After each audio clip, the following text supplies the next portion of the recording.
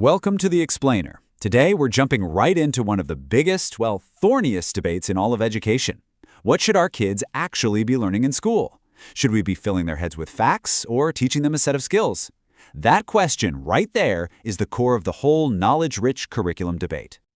All right, so let's really get into it. You got these two camps, right? In one corner, you have the folks pushing for a knowledge-rich curriculum. We're talking foundational facts, key dates, big concepts. And in the other corner, you've got the push for 21st century skills, things like critical thinking, creativity, problem solving. But here's the thing, does it have to be one or the other? Okay, first things first, let's make sure we're all on the same page. When people talk about a knowledge-rich curriculum, what are they actually talking about? Now, this is not about memorizing random stuff for a trivia night, okay? The real idea here is to build this powerful interconnected web of understanding in a student's mind.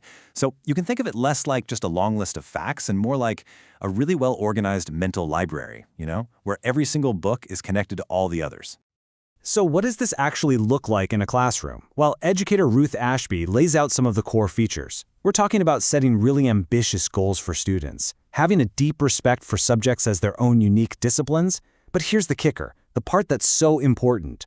The goal isn't just to know about history. It's to learn how to think like a historian.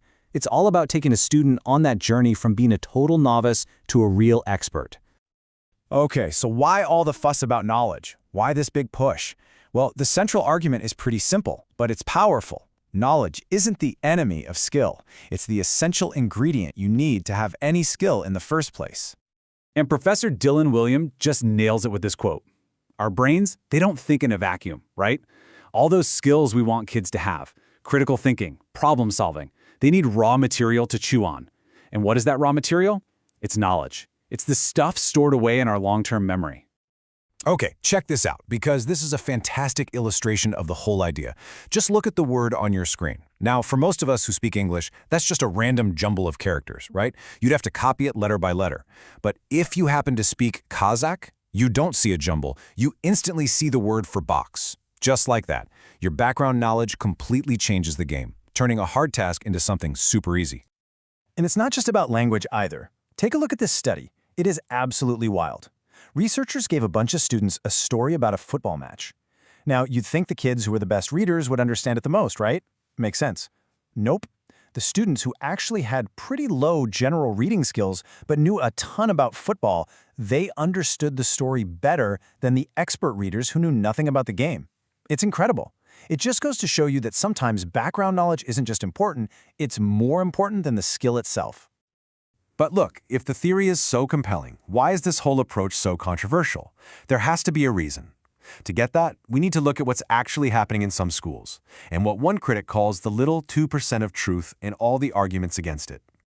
See, the original vision, they called it powerful knowledge, was supposed to be this amazing, liberating thing. The idea was to take kids beyond their own everyday experiences. But, and this is a big but, critics are pointing out that in some schools, that vision has gotten, twisted. It's turned into this rigid system of just rote learning from worksheets, joyless drills, and teachers being handed a curriculum with no say in it, which completely strips them of their professional judgment. And then there's the concern about what gets pushed aside. Just look at this chart.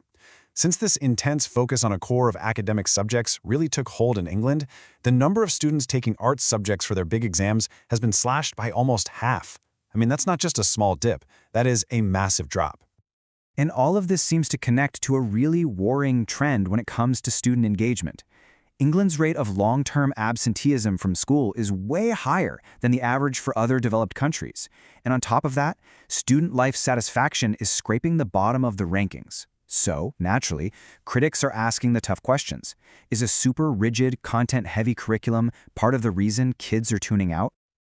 Okay, so all of this brings us to what might be the most important point of all. What if this whole knowledge versus skills debate is just a false choice? What if we've been asking the completely wrong question this entire time?